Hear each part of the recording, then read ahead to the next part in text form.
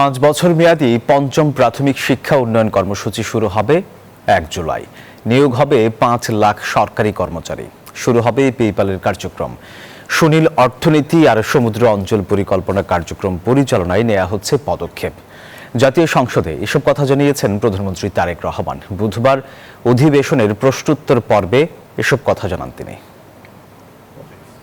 মাননীয় সংসদ সদস্য, সংসদের নির্ধারিত প্রশ্নোত্তর পর্বে এমপিদের বিভিন্ন প্রশ্নের জবাব দেন প্রধানমন্ত্রী তারেক রহমান। জানান, জনপ্রশাসন মন্ত্রণালয় এবং এর অধীনে থাকা দপ্তর ও সংস্থাগুলোতে শূন্য পদের বিপরীতে Spanish digital print tiles, ATI tiles, এক টাইলসে জীবন পার 2879 জন নিয়োগের কার্যক্রম চলছে।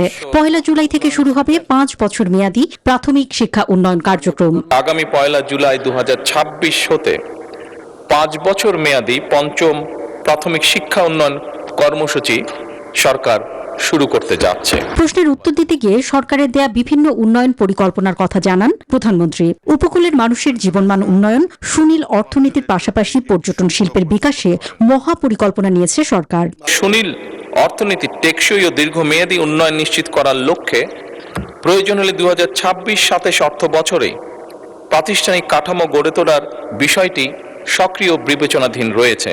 লিখিত প্রশ্নের জবাবে জানান, বাংলাদেশে আন্তর্জাতিক পেমেন্ট গেটওয়ে পেপ্যালের কার্যক্রম শুরু করতে কার্যকর উদ্যোগ নেওয়া হয়েছে। বিদেশে বাংলাদেশ মিশনের সুপারিশ অনুযায়ী দেশভিত্তিক স্থানীয় লবিস্ট বা বিশেষজ্ঞ ফার্ম নিয়োগ করার পরিকল্পনার কথাও জানান প্রধানমন্ত্রী।